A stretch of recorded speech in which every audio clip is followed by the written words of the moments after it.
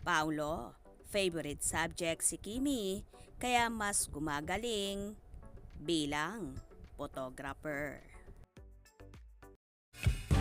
I'm overheated,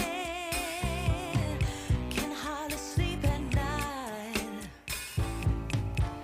doing crazy dreaming. You're the reason why. Hiding by the baby. Nagbahagi si Kim Chu ng kanyang mga ganap noong nasa United Kingdom tour siya. Kasama ang kanyang What's Wrong with Secretary Kim leading man na si Paolo Avellino. Ilan sa mga litratong na i-share niya sa Instagram ay ang pamamasyal niya sa park, ang pagrampa sa kalsada at maging sa may simbahan sa Birmingham. Nakasuot siya ng itim na jacket habang bitbit ang cute na bag. May caption itong Birmingham Snaps. Dahil very photogenic ang mga kuha sa Chinita Princess, marami agad kafanihan ang nag-react. Say nila, si Paulo raw ang nagsilbing maniniyot o photographer ni Kim, kaya ang ganda ng mga foto ng actress.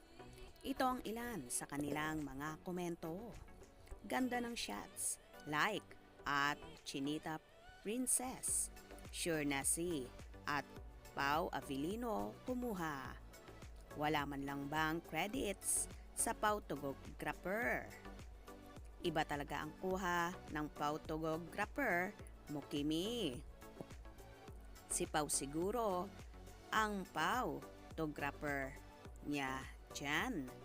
Ganda ng shots. And, of course, ang model. Ang galing ba naman ng photographer eh?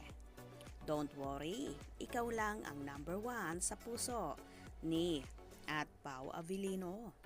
The way he crop his Instagram stories, he don't give you any reason to get jealous. Loyal na loyal yan sa'yo. Galing ni boss, #photographer. Magaling nga mag-angle si Pau at Pau Avellino. Galing talaga ni Paulo kumuha ng picture. Mas gumagaling talaga ang photographer pag favorite subject niya ang pinipicturan. Lalo ngang lumutang ang kagandahan at kaseksihan ni Kimi sa mga kuhang yon ni Paolo Avellino. Kaya naman so happy at lalong kinilig ang kanilang mga supporters. Mapapasana all ka lang naman talaga kapag ganito kagwapo ang iyong photographer. Kaya naman tumutok at wag na wag pahuhuli sa mga maiinit na kaganapan. Anong inyong magiging reaksyon sa bidyong ito? Comment below.